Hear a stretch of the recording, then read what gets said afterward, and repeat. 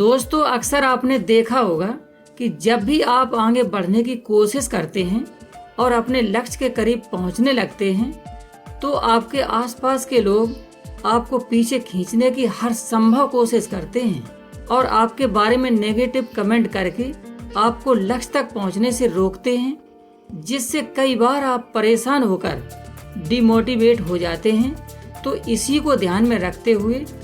आज हम लाए हैं एक ऐसी स्टोरी जिसको अगर आपने अंत तक सुना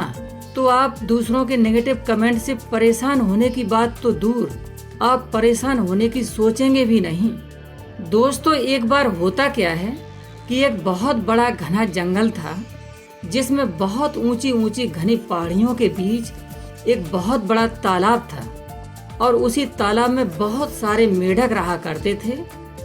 उन मेढकों का एक सरदार भी था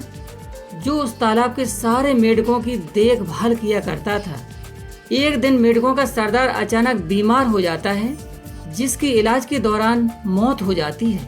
तो फिर कुछ दिनों के बाद तालाब के सारे मेढकों द्वारा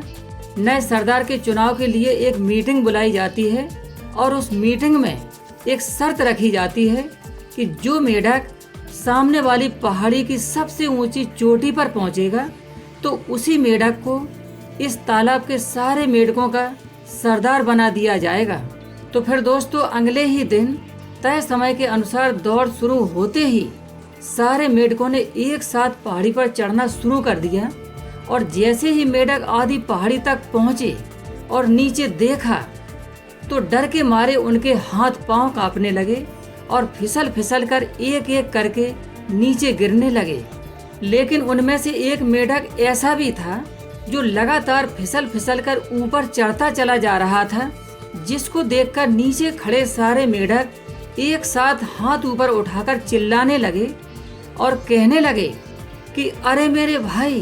पहाड़ी बहुत ऊंची है, तू नीचे उतर आ, नहीं तो फिसल कर नीचे गिरेगा और मर जाएगा, और जब तू बचेगा ही नहीं तो फिर तेरे बीवी बच्चों का क्या होगा। दोस्तों, वह मेढक फिसल फिसल कर लगातार ऊपर चढ़ता चला जा रहा था और जब कभी नीचे देखता तो नीचे खड़े सारे मेढक ऊपर हाथ करके चिल्लाते हुए नजर आते। लेकिन इसी बीच अंततः मेढक पहाड़ी की सबसे ऊंची चोटी पर पहुंच ही गया और जब मेढक नीचे उतरा तब उसका राज खुला कि उसके साथी मेढकों के इतने मना करने के बाद भी वह असंभव से लगने वाले लक्ष्य तक इसलिए पहुंच गया क्योंकि जब उसके साथी मेढक ऊपर हाथ उठाकर बार बार नीचे उतरने को कह रहे थे तो उसे लग रहा था कि हमारे साथी मेढक हमारा हौसला बढ़ा रहे हैं, क्योंकि वह मेढक सुन नहीं सकता था, यानी कि वह बहरा था। तो मेरे दोस्तों, इसी तरह आपको भी दूसरों के नेगेटिव कमेंट के प्रति मेढक की तरह बहरे हो जाना है ताकि आप अपने लक्ष्य को पाने के लिए निरंतर प्रयास कर सकें और अपने लक्ष्य को आसानी से हासिल कर सकें।